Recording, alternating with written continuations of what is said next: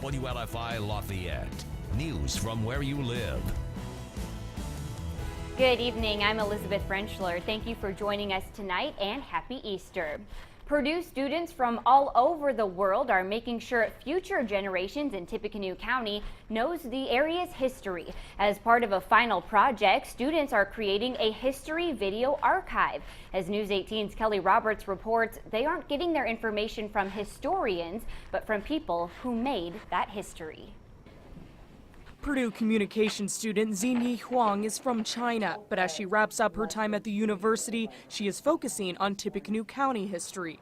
Huang and her fellow Fast Track members are collecting interviews from people who have lived in the county for several decades to create a historical video archive. It has some educational resource that for people in next generation to know about our history. Fast Track is a weekly student-produced news broadcast. Huang says members met to think of a final project and were able to receive a grant to support the project from Purdue's Office of Engagement. Once the interviews are complete, they will be put online and shared with the Tippecanoe County Public Library and West Lafayette Public Library. We can share the resources to the public and we can have more people to get familiar with our history. Diane Carlson was born in Lafayette and has lived here all her life, minus about 2 years. Purdue professor Tom Turpin has lived in the county for 45 years. Both helped the students with the project. Lafayette has changed tremendously. The east side of town, out 26, gravel, that was gravel road. I live off of Creasy Lane, that was gravel road. Well, I was amazed when I first got here that there were trains that went right through the middle of the town. Well, eventually there was a railroad relocation project, and now you can drive across town and never have to stop for a train. After decades in town, Carlson and Turpin did not think they would still be here, but are happy they stayed put.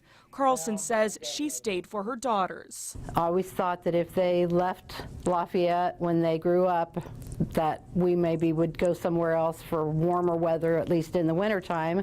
However, they have both stayed in Lafayette. Turpin says Purdue University kept him around. When we first arrived here at Purdue, we had a session with all the new faculty here, and most of them would say, I didn't really want to move to the Midwest or to Lafayette, and we were going to leave as soon as we get a chance. But I go to meetings nowadays or social things, and a number of those people are still here. No matter what brings people to Tippecanoe County or what makes them stay, they can always have access to its history thanks to a group of students. For more on the video archive, visit WLFI.com. In West Lafayette, Kelly Roberts, News 18.